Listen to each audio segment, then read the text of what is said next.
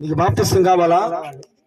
మరి కావాలంటే లోక విషయంలో కోపములో, మరి ద్వేషములో, ఎవరి విషయంలో కుళ్ళు, అసూయ, ద్వేషముల విషయం అన్నింటి కూడా చంపగలవా? ఓర్చుకొని ఉండగలవా? ఎరుగుడు మంచిది.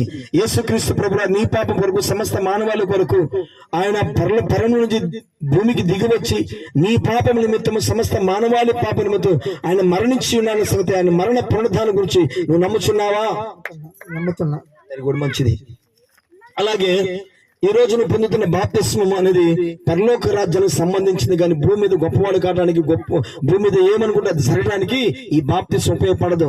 ఎందుకు ఎక్కడ ఉపయోగపడదు అంటే పరలోక రాజ్యానికి మాత్రమే ఉపయోగపడుతుంది బాప్తిస్మం. బస్సులో టికెట్ తీసుకుంటావు, స్పీడ్ కోట్లోకి వెళ్తావు, టికెట్ తీసుకుని ఏం చేస్తాడా? ఇది బస్సులో చాలా మందిది కానీ స్పీడ్ కోట్లో చాలా మంది కాదు. అర్థమైంది కదా?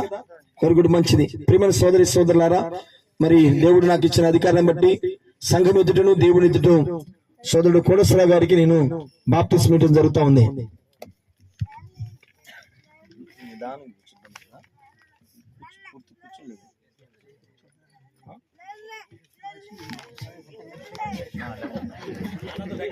తండ్రిని యెహోవా నామములను, కుమారుడిని యేసుక్రీస్తు వారి నామములను, పరిశుద్ధాత్మ నామములు నాకు ఇచ్చిన అధికారం బట్టి సంఘం ఎదుట దేవుని ఎదుట సోదరుడు కోడసరావు గారికి బాప్తిస్మం ఇవ్వడం జరుగుతా ఉంది. బంగారం అడగాలేదు, వజ్రాలు అడగాలేదు, హృదయాన్ని అడిగావయ్యా. ఆస్తులను అడగాలేదు, అంతస్తులు అడగాలేదు, ఆ హృదయాన్ని అడిగావయ్యా. బంగారం అడగాలేదు, హృదయం. దేవుని స్తోత్రం. హల్లెలూయా.